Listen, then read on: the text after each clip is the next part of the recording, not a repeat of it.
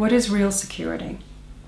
Now, you can have external security, and that's something that we think about a lot when we think about the terms of security.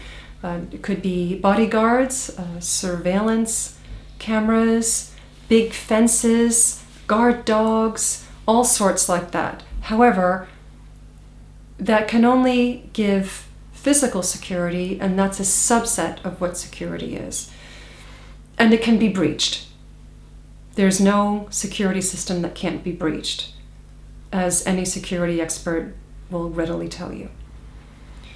Security can also be considered something like financial security. I know I don't have to work if I don't want to, or I'm secure in this relationship won't end, and those things are also illusions. Companies can break. Merrill Lynch, it's gone now. Relationships can break rather suddenly. Divorce can be asked for in a moment, seemingly out of the blue.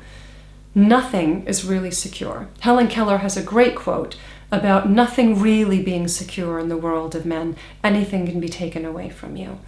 And the example that I think of as the most extreme that I know of historically is in cases like the Holocaust in World War II. You had a Jewish community, largely secular, very, very integrated into German life. There were a large proportion that were very financially successful, and all gone. The home, the relationship, their children, all their money, all their possessions, even their gold tooth fillings, gone.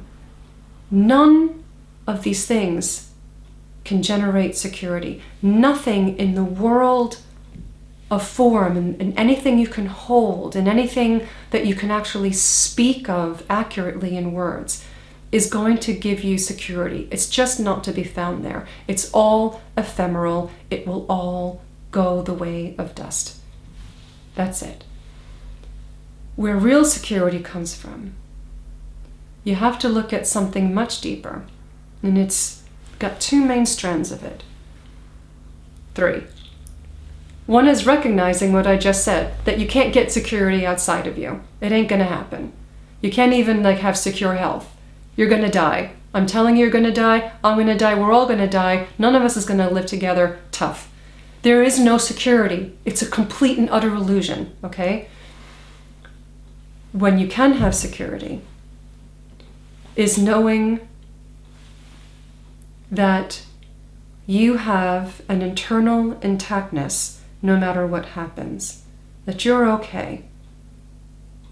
So another extreme example, I unfortunately have a son who passed away, and it was about, 5 or 6 years after he passed on that I realized I couldn't be happier now in that moment than if he had survived. If he had lived, I wouldn't be happier than I was in that moment. That nothing had been really taken away by having something so dear to me taken, as it were.